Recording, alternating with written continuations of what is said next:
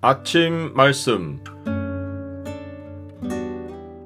오늘 본문 말씀은 요한복음 19장 1절에서 13절입니다.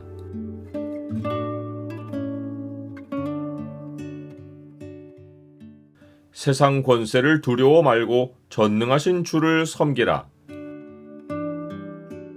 오늘 본문을 죄의 창으로 보면 모든 일이 하나님이 주신 권한으로 되는 것을 알지 못하는 세상이 어떤 생각을 할 수 있는지가 보입니다. 죄의 창을 보여주는 구절은 19장 10절입니다. 빌라도가 이르되 내게 말하지 아니하느냐? 내가 너를 놓을 권세도 있고 십자가에 못 박을 권한도 있는 줄 알지 못하느냐? 빌라도는 예수님에게서 아무 죄도 발견하지 못하지만 유대인들을 만족시키려고 예수님을 채찍질합니다. 그가 공의를 행사하려 했다면 채찍질도 하지 말아야 하지만 정치적 계산을 우선에 두고 유대인들을 자기 편에 두는 것이 유리하다고 판단한 것입니다.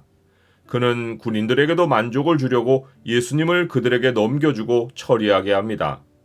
군인들은 가시나무로 관을 엮어 예수님의 머리에 박아넣고 머릿속에서 피가 터지게 합니다. 황제의 색깔을 상징하는 자색 옷을 예수님께 입히고는 얼굴에 대고 유대인의 왕이여 평안할지어다 라고 조롱하며 손으로 얼굴을 칩니다. 이런 일은 최소한의 양심도 없는 극악한 사람들이 할 것 같은데 죄의 현실에서 사람의 양심이 제기능을 하기를 바라는 것은 순진한 소망입니다. 하나님을 떠난 세상에서 사회의 균형과 질서를 유지하는 것은 양심이 아니고 힘입니다. 힘이 세상 사람들의 생존력입니다. 힘을 가져다주는 수단은 무엇이든지 인생 목표가 됩니다. 그래서 사람들은 양심을 버리고 부를 얻고 더 높은 자리로 올라가 권세를 얻습니다.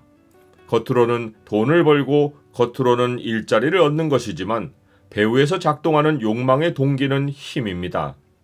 첫사람 아담의 장남 가인은 자기 형제 아벨을 쳐 죽였습니다. 이것은 살인이기 전에 죄의 현실에서 사람이 택한 생존책입니다.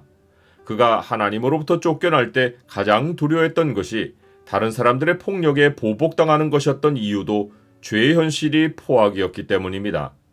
빌라도는 다시 밖에 나가 유대인들을 향해 예수님에게서 아무 죄도 찾지 못했다고 했지만 유대인들은 예수님을 십자가에 못 박으라고 외칩니다. 유대인들은 빌라도의 판결을 거부하며 예수님이 하나님의 아들이라고 했으니 당연히 죽어야 한다고 주장합니다. 빌라도는 다시 예수님께 너는 어디로부터냐? 라고 묻습니다. 예수님이 대답해 주시지 않자 내게 말하지 아니하느냐? 내가 너를 놓을 권한도 있고 십자가에 못 박을 권한도 있는 줄 알지 못하느냐? 라고 하며 권세를 미끼로 삼아 답을 얻어내려 합니다. 이때 예수님은 위에서 주지 아니하셨더라면 나를 해할 권한이 없었으리니 그러므로 나를 내게 넘겨준 자의 죄는 더 크다라고 하십니다. 빌라도는 예수님이 십자가를 지시도록 하나님이 사용하시는 세상 권세입니다. 그러나 하나님이 사용하신다고 해서 죄가 없는 것이 아닙니다. 세상은 죄 가운데 모든 일을 벌이지만 전능하신 하나님의 섭리를 벗어나지 못합니다. 세상에 속한 자의 모든 행위가 죄인데 빌라도가 예수님을 해한 것은 큰 죄입니다.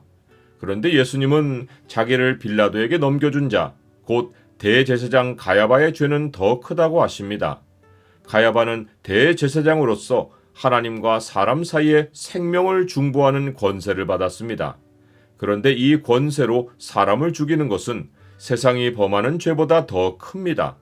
세상의 죄보다 하나님 백성의 죄가 더 큰 것은 영원히 용서받지 못할 형벌을 당한다는 뜻입니다. 이런 죄 가운데 하나를 예로 들면 예수님이 나를 믿는 이 작은 자 중 하나를 실족하게 하면 차라리 연자맷돌이 그 목에 달려서 깊은 바다에 빠뜨려지는 것이 나으니라 라고 경고하신 죄입니다. 빌라도가 예수님의 응답을 듣고 예수님을 놓으려고 힘쓰자 유대인들은 정치적 압력을 가합니다. 그들은 이 사람을 놓으면 가이사의 충신이 아니니이다. 무릇 자기를 왕이라 하는 자는 가이사를 반역하는 것이니다 라고 소리를 지르며 황제에게 반역하지 말라고 빌라도에게 경고합니다. 유대인들은 빌라도에게는 황제에게 반역하지 말라고 하면서 자기들은 로마 황제와는 비교될 수 없는 만왕의 왕을 반역하고 있습니다. 나는 세상 권세의 눈치를 보지 않고 그리스도를 믿는다고 시인합니까? 주님을 죽이고야 말겠다는 생각이 사람들을 악으로 치닫게 합니다. 입에서는 살기 어린 말이 쏟아지고 머리에는 계책이 빠르게 돌아갑니다. 사람들은 자기가 매우 정치적인 것에 자부심을 느끼고 원수를 제거하는 것을 승리로 생각합니다. 주님은 그렇게 사람들의 죄악이 외쳐대는 함성에 십자가 처형을 선고받으십니다. 인간들은 승리했고 주님은 십자가 길로 향하십니다. 그러나 결국에 가서 인간들은 패배하고 주님은 살아나십니다. 죄가 당장은 자기 주장을 관철하지만 악은 언제나 생명의 주님께 패배합니다. 생명은 영원히 꺼뜨릴 수 없고 악의 영화는 순간에 꺼져버립니다. 대저 의인은 7번 넘어질지라도 다시 일어나려니와 악인은 재앙으로 말미암아 엎드러지느니라.